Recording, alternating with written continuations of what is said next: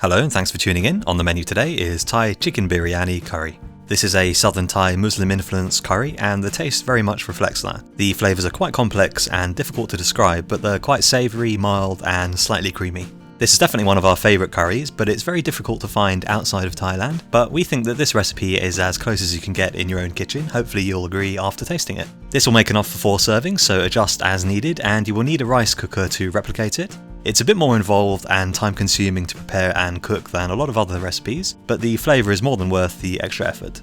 Okay, so let's get started. Begin by using a fork to prick the chicken legs. This is just so that when we marinate it, the flavours get inside the meat. Now place all of the herbs and spices into a mixing bowl, so 1 tablespoon of curry powder, 2 tablespoons of turmeric powder, 1 teaspoon of coriander powder, 1 teaspoon of cumin powder, 1 tablespoon of salt, 1 tablespoon of sugar, 1 teaspoon of ground cinnamon and 1 teaspoon of ground bay leaves. Stir together, then add 70 grams of natural yogurt and 50 ml of fresh whole milk. Mix the marinade together thoroughly, then add in the 4 chicken legs and rub the marinade into the chicken. Leave the chicken to marinate for at least 3 hours, although we left ours overnight.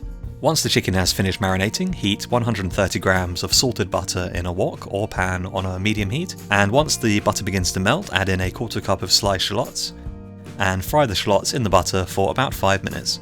Now fry the marinated chicken legs in the butter and shallots, just until they begin to brown. The aim here is not to cook them, just to brown them slightly, so don't cook them for too long. Once they begin to brown, just set them aside. Now pour the leftover marinade from the bowl into the pan with the butter and the shallots, along with 400 grams of uncooked jasmine rice. Mix the rice in with the sauce and cook for about 3 to 4 minutes. Now pour everything from the wok into a rice cooker along with 800 ml of water. Stir together thoroughly, then add in the chicken legs and set the rice cooker to cook. Depending on how big your rice cooker is, you may have to split this section up into 2 batches if you are following this recipe for 4 portions.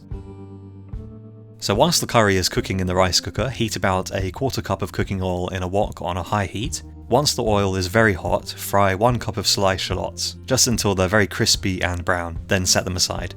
Once the chicken and rice has finished cooking in the rice cooker, portion up, then sprinkle on some of the crispy shallots, and then serve and enjoy with some sweet chili sauce and sliced cucumbers. And that's it, we hope you enjoyed this recipe. If you give it a try, do let us know in the comments what you think, we'd love to hear from you. So thanks once again for watching, and hopefully we'll see you again on another recipe video.